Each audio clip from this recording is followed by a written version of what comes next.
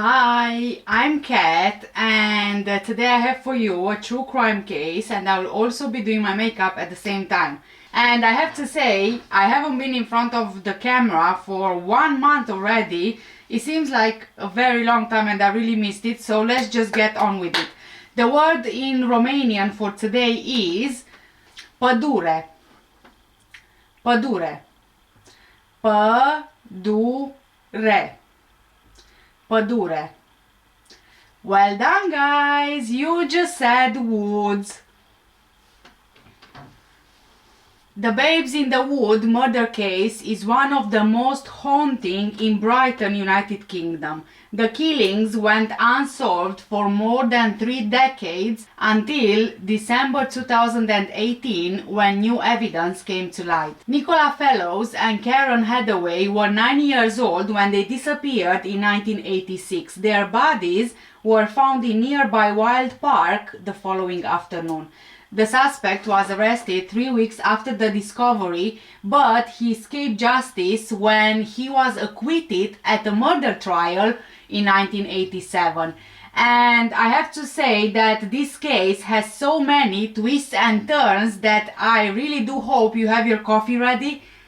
Nicola and Karen, they were best friends who lived close to each other on the Moulscombe estate in the north of Brighton, despite going to separate schools. At around 3:30 p.m. on 9th of October 1986, after they returned home from school, they of course went outside to play. At around 5 p.m., Susan Fellows saw her daughter Nicola and her friend Karen playing with a roller boot. This would be the last time that Susan would see her daughter alive. When the girls were spotted by a 14-year-old friend near some shops in the Lewes Road area, Nicola and Karen, they were told to go home as their parents would be worried. It seems that Nicola told Karen, "Come on, let's go over to the park," referring to Wild Park, where the girls were not allowed to go.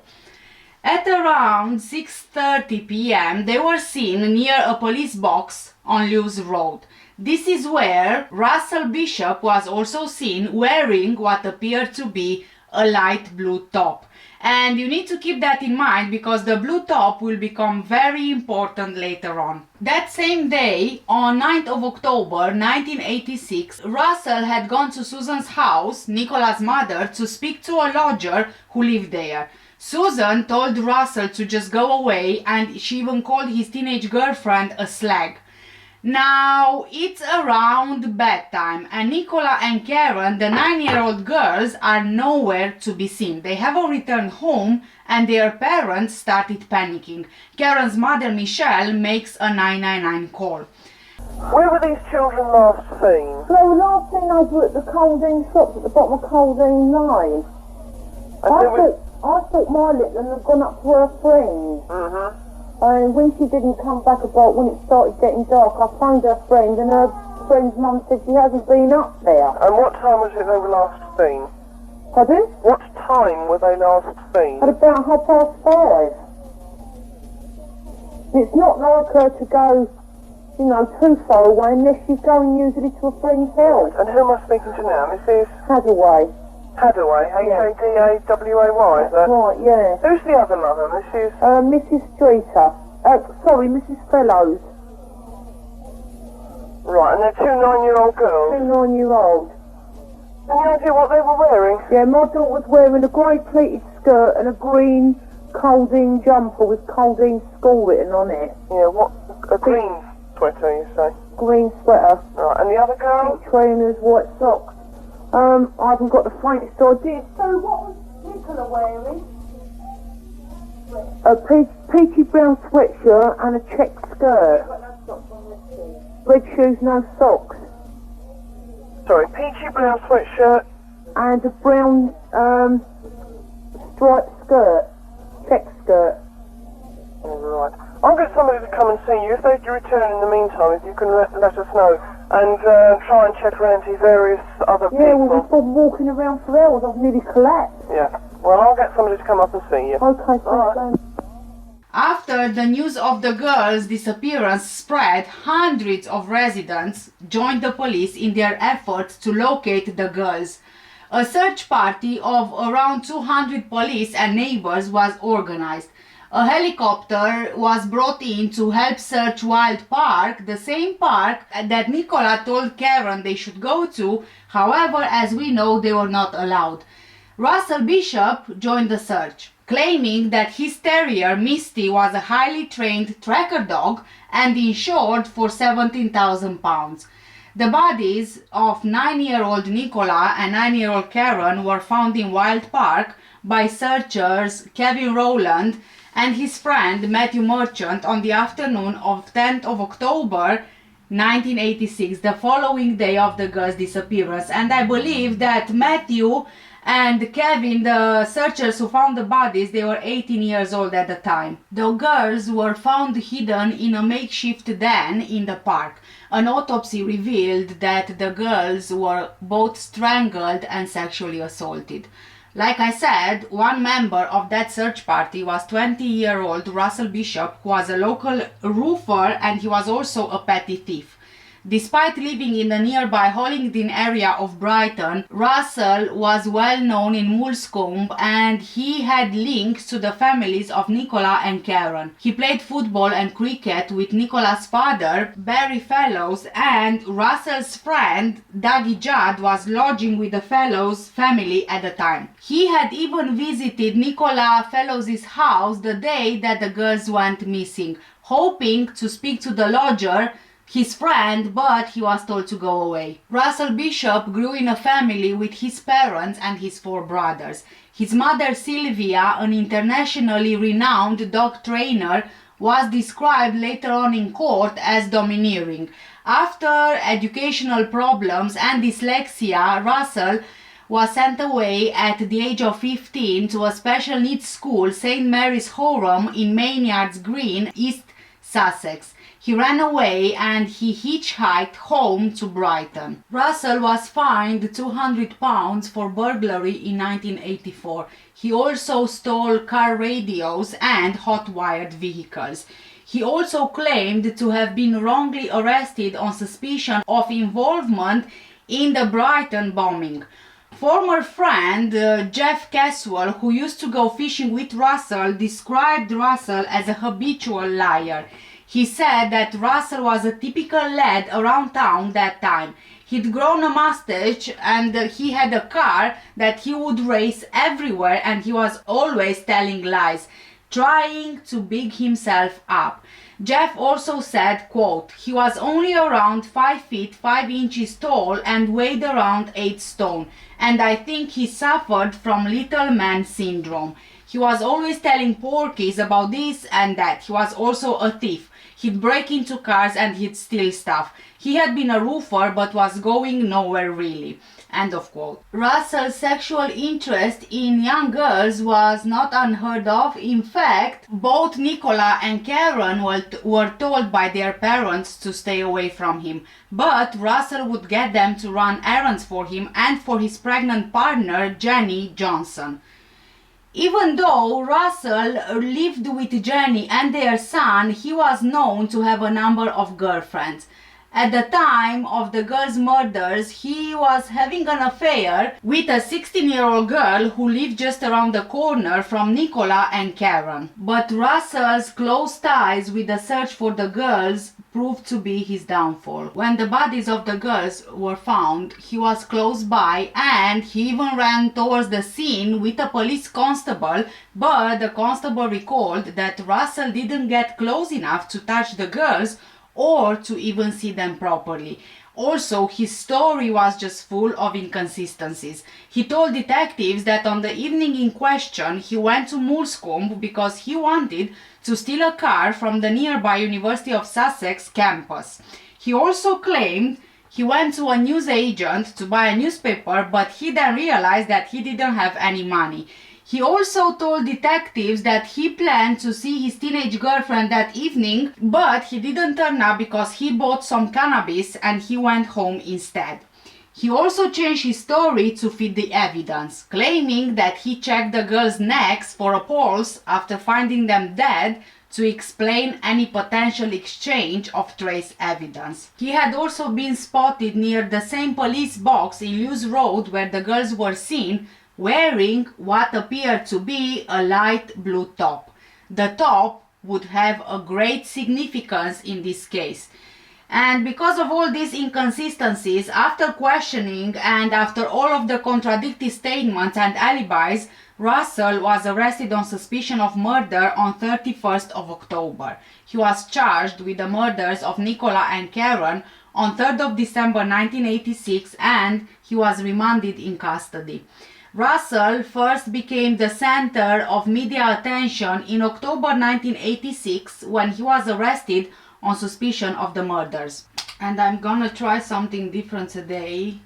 Maybe do my contouring before foundation. I've seen something on TikTok and I want to give it a go. However, Russell was acquitted on both the rape and murder charges at his trial in December 1987 at Lewes Crown Court after 2 hours of deliberation by the jury. He later sold his story to the News of the World for £15,000. The acquittal was later attributed to errors in the prosecution's case. The pathologist and forensic investigation team didn't record the temperature of the bodies, and so they couldn't accurately state the time of death. At the trial, the prosecution suggested that the girls were killed between 6:15 p.m. and 6:30 p.m., but without scientific evidence to back up the time of the murders, the prosecution couldn't challenge Russell's alibis on the night of the murders. Even though Nicola and Karen were fatally strangled, there were no measurements of hand marks around their necks or fingerprints taken. Forensic scientists also didn't analyze blood discovered on Karen's underwear. A key piece of the prosecution case rested on the recovery of a blue Pinto brand sweatshirt. The top was found close to the railway line of Mulscombe station. Police believed that Russell got rid of the top after attacking and killing the girls, and they were confident that the top had forensic evidence. The police also didn't properly preserve the evidence, allowing Russell's defense team to cast doubt on the reliability of the material. Under questioning, Russell denied that the sweatshirt belonged to him, but his girlfriend Jennifer Johnson, or Jenny, alleged that the clothing was actually his. Prosecution hoped this would undermine his credibility and portray him as a liar who was trying to distance himself from a crucial piece of evidence. However, at the trial, Jennifer Johnson, Jenny, changed her story, telling the jury she had never seen the top before. She also gave statements to defense counsel alleging that she had never made her witness statement confirming Russell's ownership of the sweatshirt and that it was fabricated by the police and her initials were being forged. But, here is the thing. In fact, Jennifer was lying when she said that the top wasn't Russell's top. A crucial piece of evidence against Russell was the blue sweatshirt with the word Pinto written on it. It had been found during the search for the girls and it was linked to the murderer. As suspicion of Russell's involvement grew, the police tried to establish if he really was the one who owned the sweatshirt, because it had been found on an obvious route from Wild Park and the flat where he and Jennifer lived. If the top belonged to Russell, it was a critical piece of evidence against him. Jennifer gave the police various statements during the police investigation. Russell, by then the key suspect, after he was arrested on 31st of October, police officers went to Jennifer's on the same day. Police Constable Edwards, who knew her and Russell, accompanied two detectives. Jennifer was shown the Pinto top and she said words to the effect of, "You've brought Russell's top back." She then provided a witness statement stating that she recognized the top as being exactly the same as Russell's. Even though she didn't check it properly, she said that the one belonging to Russell had red staining on one of the sleeves, something that happened when he was rubbing down one of his vehicles. She particularly remembered this substance because it wouldn't wash off. She said that a pair of Russell's jeans also had the same red stain on them. Jennifer's description matched the blue top. She couldn't remember when she last saw the top, and she believed that it was in their wardrobe. However, she wasn't able to find it. She had recently thrown some clothing away, but she didn't remember that the blue top was amongst the things that she threw away. On the 1st of November 1986, she attended the police station and told the police that she was withdrawing the statement she made on 31st of October and she wouldn't attend court. On 3rd of December, Russell was rearrested and charged with the murders of Nicola and Karen. Whilst in custody awaiting trial, Russell and Jennifer actually wrote to each other. The letters included a conversation about a 15-year-old girl with whom Russell was sexually involved. He also told Jennifer that he would marry her after being released. However, he didn't think that he could do that in the near future because of forensic developments in the case and also because of the Pinto sweatshirt. So you can, kind of see why Jennifer would change her statement. She was pregnant with Russell's baby. He promised her that he would marry her, but he said he wouldn't be allowed to because of the situation with the blue top.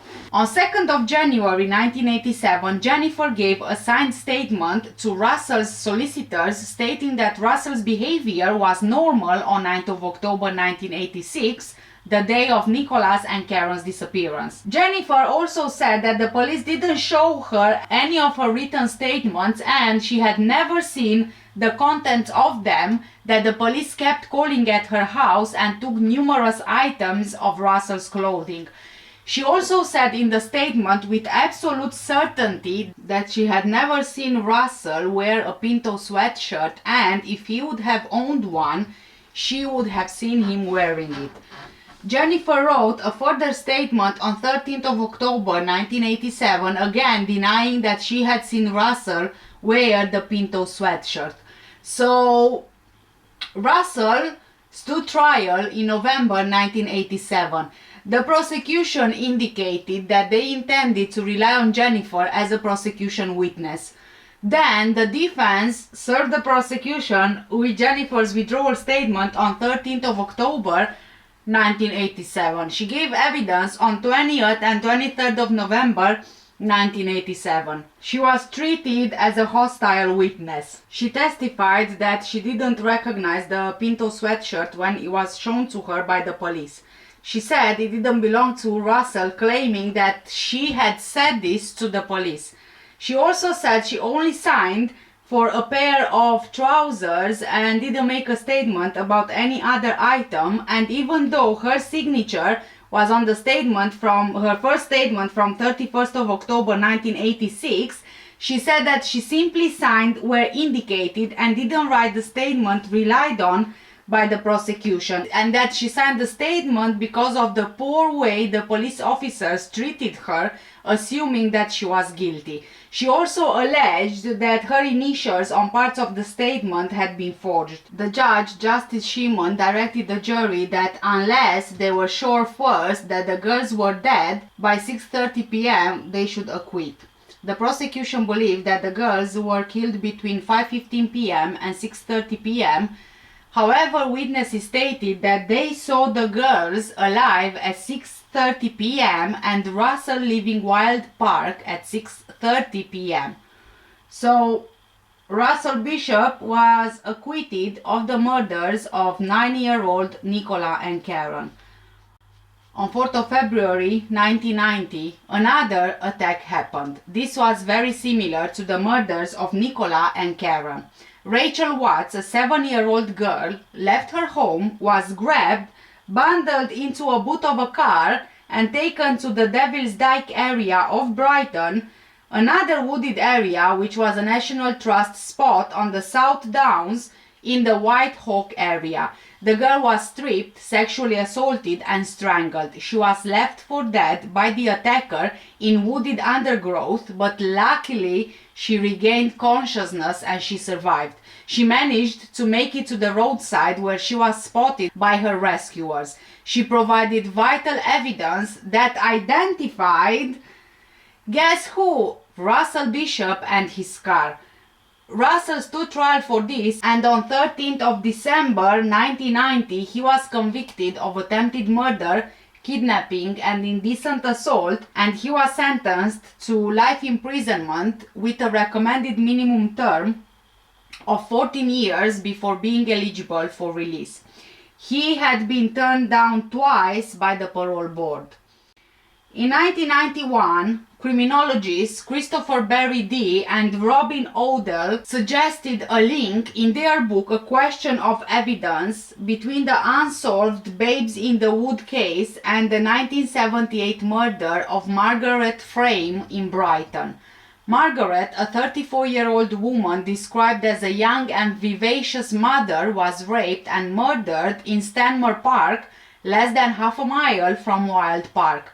The criminologists noted that Margaret's murder also happened on a cold October night, and it happened 80 years almost to the day before the 1986 Wild Park murders. They also observed that the murders had been committed in parks very close to each other in Brighton. Margaret had been walking her dog through the park after leaving Falmer Comprehensive School, where she worked as a cleaner. She walked the route almost every single day. On her way to Coldion Lane, she was struck by a violent blow from an unidentified attacker in an unprovoked attack before being stabbed through the heart and raped. The killer later returned to the scene, stripping her naked and dragging her body 500 yards away before burying her face down in a shallow grave and covering the grave with branches. Having disappeared on 12th of October, she was found 10 days later by police searchers. The police believe that the killer was actually a local man, and the site she was found was less than half a mile from where the babes in the wood were found. It was also only 500 meters, 547 yards away from where Russell and his father lived on 46 Colden Road, the road Margaret also lived on and was walking to. Police believe that the killer may have watched the police searching the area and dumped the body after the police had searched that specific area. Margaret Frame's case remains unsolved. In 2005, there was debate over whether Russell Bishop should be classified as mentally ill. There were also other suspects in the murders of Nicola and Karen, the 2-year-old girls. Nicola's father, Barry Fellows, was arrested in 2009 at his home in Ellesmere Port, Cheshire, on suspicion of conspiracy to rape his daughter. But, as it turns out, it was one of Russell's ex-girlfriends who started the rumor by saying that she witnessed Barry watching his daughter having sex with a friend. However, this was not true. I believe he was watching a video of her. Douglas Judd, you remember the lodger, he was also arrested on suspicion of rape. A spokeswoman for the Sussex police said that the investigation into sexual abuse allegations was unrelated to the ongoing murder inquiry, and both men were eventually released without any charge. Russell's girlfriend, Jennifer, later assaulted police when they arrested Russell for the following attack, the attack on Rachel Watts, after his murder acquittals, and told them that the true killer was the father of one of the victims.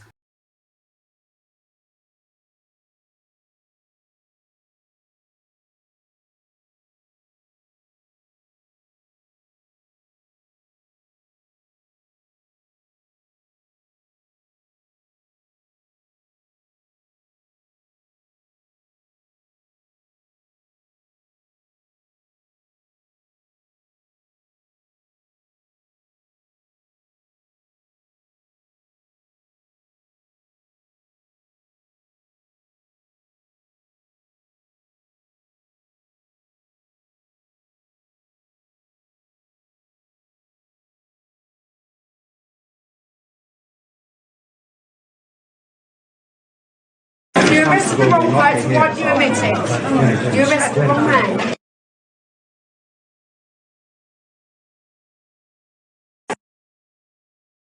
This was later described by the judge as a disgraceful and unfounded rumor started in the news of the world, which she was happy to repeat, as the judge jailed Jennifer for lying at the original trial. Double jeopardy rules seem to eliminate any possibility that Russell might one day face a new trial for the murders of Nicola and Karen, but new legislation in 2005 meant that a criminal could face a new trial for a crime if substantial new evidence came to light. In September 2006, the High Court decided that there was not enough evidence for Russell to face a second trial for the murders of Nicola and Karen. Eurofins Forensic Services was engaged, and this was the same forensic team that helped bring the killers of Stephen Lawrence to justice. Senior scientific advisor Roy Green at Eurofins was asked in August 2012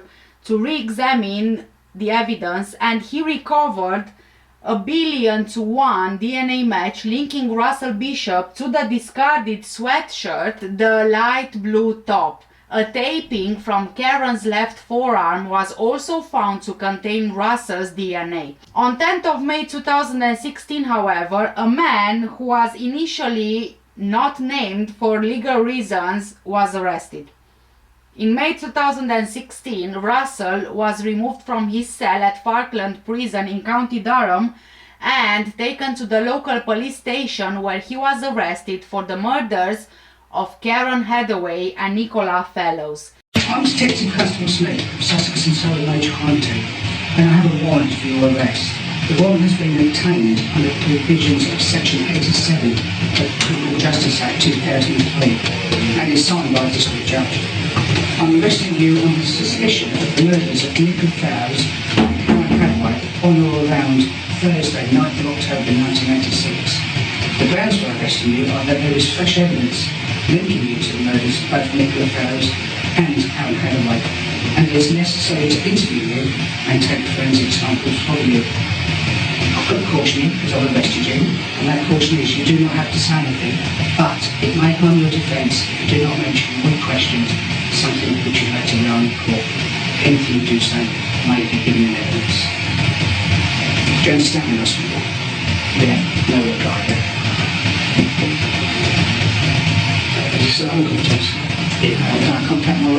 In 2017, advances in scientific analysis and DNA enabled the prosecution to apply to the Court of Appeal for Russell Bishop's acquittals to be quashed on the basis of new and compelling evidence.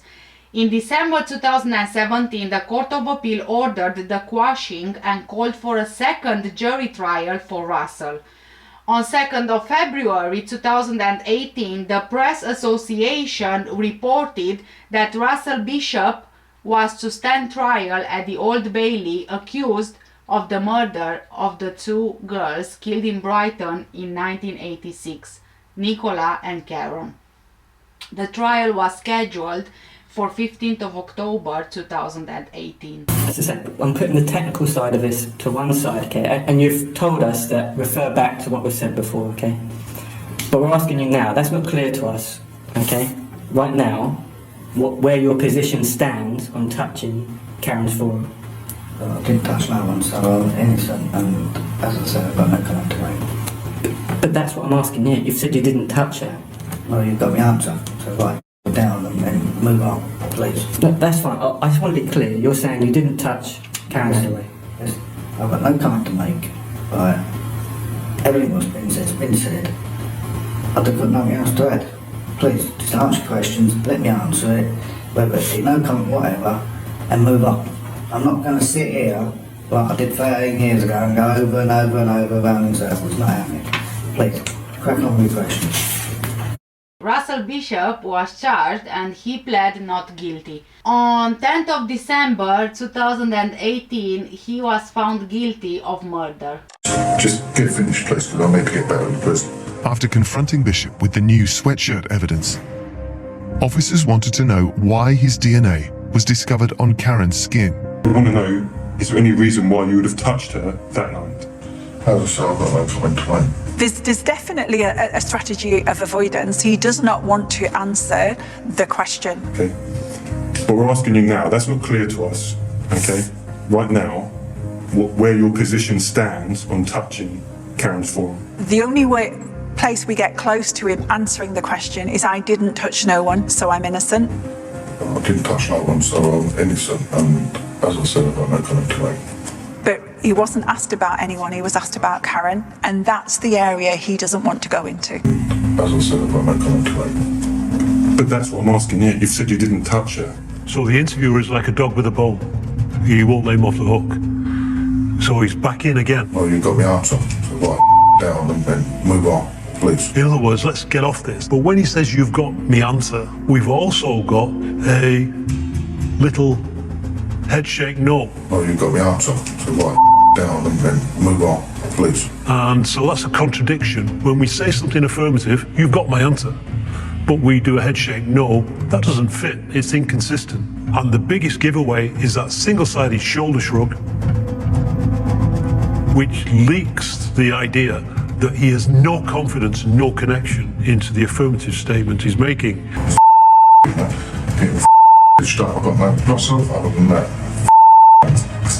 Okay, so 3 expletives in a turn that's about 11 seconds in length. So the one I'm interested in is where we get the getting stitched up, because that's where we get eye emissions.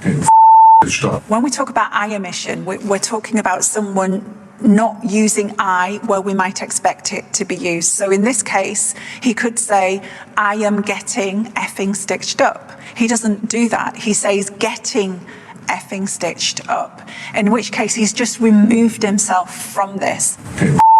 Prosecutor Brian Altman, King's Counsel, told the jury that the case against Russell was not only based on his attempt to kill another child in a similar way, but on other compelling evidence. Significant part of the inquiry had been to re-evaluate various areas of scientific work that were performed for the purposes of the 1987 trial, but through the lens of modern-day techniques. DNA profiling, which although available in 1986 and 1987, was then in its infancy. The jury was told that in 2014, samples taken from the left forearm of one of the victims in 1986 had been re-examined in the hope of finding traces of DNA. This resulted in skin flakes which were subjected to modern profiling techniques to produce a result that was 1 billion more likely if Russell's DNA was present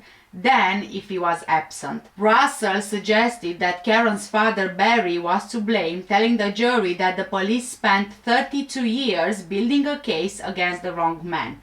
Russell wasn't in court every day for his 9-week trial, and he complained to the judge about feeling suicidal over his temporary stay at Belmarsh, requesting his return to Frankland. At the 2018 trial, the prosecution put forward a different timeline. Prosecutor Altman presented evidence that the girls were alive at 6:30 p.m. and Russell returned to Wild Park. Defense witnesses at the 1987 trial returned as prosecution witnesses in 2018. At this trial, the prosecutor argued that the forensic samples taken as tapings in 1986 were so carefully handled by the police and preserved by scientists that he could present them as a time capsule to prove Russell Bishop's guilt. Having seen Nicola and Karen play near the entrance to the park at around 5:15 p.m. on 9th of October 1986, Russell remained in the area in case a chance presented itself to lure the girls into the woods in the park. Russell got that chance at around 6:30 p.m. when he saw them near him outside the southern end of the park. Taking advantage of his previous interactions with their families and with them, along with his local knowledge, Russell lured the girls to a secluded den in the woods. He then punched Nicola in the face and placed his hand over her nose and mouth, and then strangled and sexually assaulted both of the girls. The worst of the sexual assault was inflicted on Nicola, including part of it after her death, because earlier that afternoon Nicola had been rude to Russell's then 16-year-old girlfriend. Russell then left their bodies where they were, and he walked home, dumping his Pinto sweatshirt en route to avoid anything incriminating himself. Once he got home, and also to avoid anything incriminating being found, Russell bathed and washed the remainder of his clothing. The following day, he pretended to take part in the search for the girls.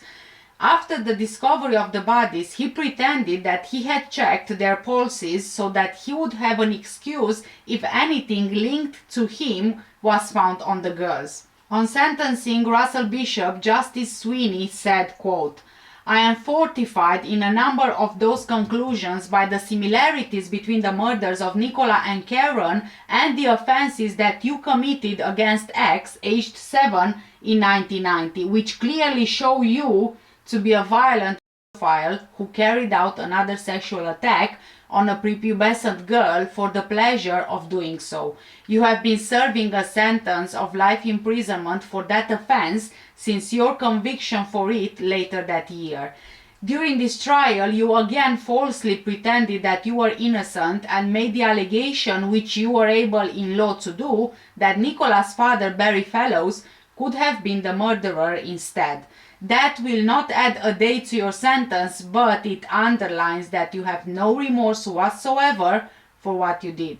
Indeed, I observed that Barry Fellows stood in the witness box and dealt with all the questions that were asked of him in cross-examination, despite the understandable distress that it caused him, whereas, after your initial cross-examination by the prosecution had exposed you as a pedophile and a liar, you refused to answer any more questions and have subsequently refused to attend court at all, or even today to attend by video link. Hence, I am sentencing you in your absence." End of quote. At his trial, Russell revealed that his father had been arrested for the Margaret Frame murder at the time, but he wasn't charged. Remember the lady, Margaret Frame, the lady who lived on the same street as them, whose case is still unsolved? Admitting this while claiming innocence of the Babes in the Wood killings, before he was convicted, Russell claimed that his father had been wrongly arrested.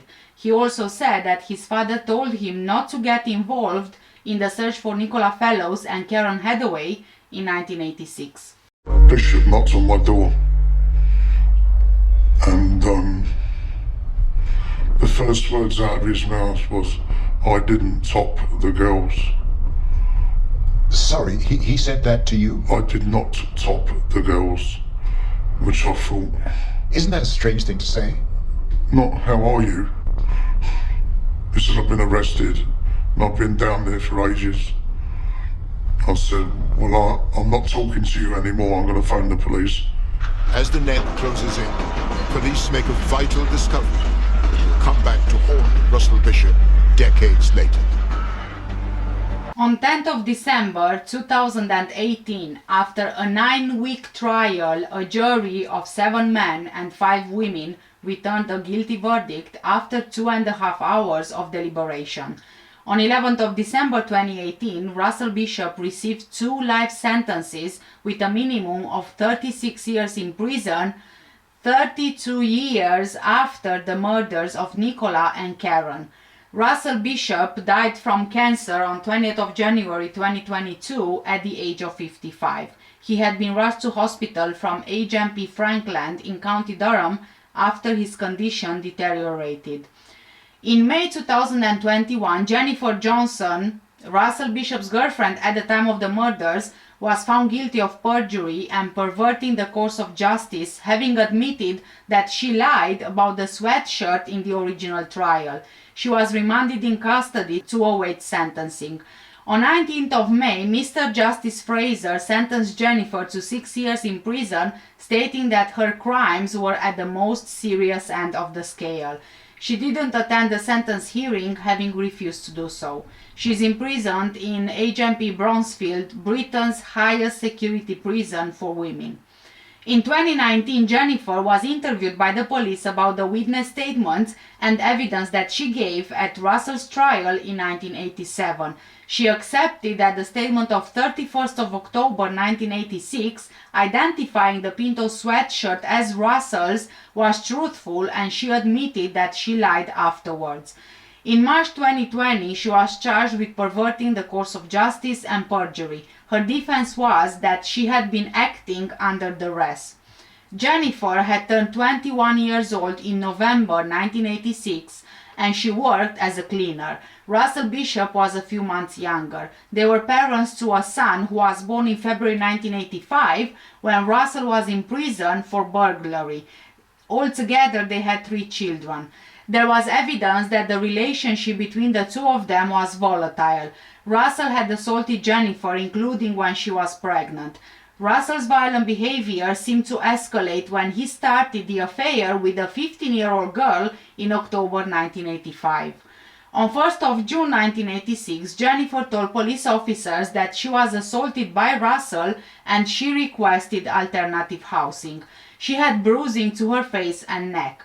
A health visitor provided some support that Russell was violent to Jennifer. There was other evidence confirming his violent behavior. During her trial, Jennifer suggested that she was subjected to imminent threats of death or serious violence, and she acted as she did because of those threats. She maintained that she had been in a coercive and controlling relationship with Russell, and effectively she had no will. So she felt forced to do as she was told by him and his family. Jennifer's parents were strict, and she was told that she would have to move out of the family home when her first child was born. The local authority provided her with accommodation after the birth of their son, which coincided with a time when Russell was in prison. So the only support that Jennifer had in reality was from Sylvia Bishop, who was Russell's mother. Jennifer said that Russell had raped her and forced her to have anal sex. A letter that he wrote from prison that contained graphic sex references was just an example of how he treated Jennifer. He strangled and hit her if he failed to get what he wanted. Jennifer agreed that Russell had told her of the significance of the sweatshirt because the person who wore it murdered the girls, and she knew that Russell was the person who wore and owned it. However, she maintained that she didn't know that Russell killed the girls because she didn't think any human being could do such a thing. She also said that it was the fault of the police for her lies, which would not have been told if they had just protected her. She denied playing a part in Russell's acquittal and indicated that you never get on the wrong side of his family. She claimed that his family was violent. Sylvia Bishop, Russell's mother, had taken her to visit Russell in prison every single day. On one occasion, she visited his solicitor's office after visiting Russell in prison. The solicitor gave her a document and told her where to sign. She didn't read it. She was told she didn't need to do so, but she knew it was something to do with Russell. She accepted that she may have given the solicitors details to put in the retraction statement. She maintained she didn't have a choice when giving evidence at Russell's trial. Every time she met Russell in prison, he told her she had to change her statement or he would find her and kill her. She said she was naive, stupid, and scared of Russell. When she arrived at court in 1987, she could see the Bishop family staring at her. She was nervous and frightened and decided to give a false account only once she was in the witness box. She wanted to tell the truth, but she was unable to do so because she had no choice. Her case was therefore that she acted as she did on account of threats of imminent death or serious violence in the context of a relationship which was coercive and abusive.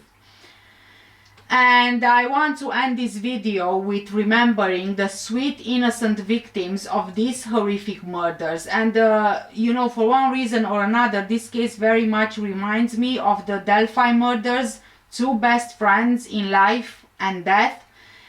Karen Jane Michelle Hadaway, born on 21st of December 1976 in Brighton, was only 9 years old when she sadly lost her life.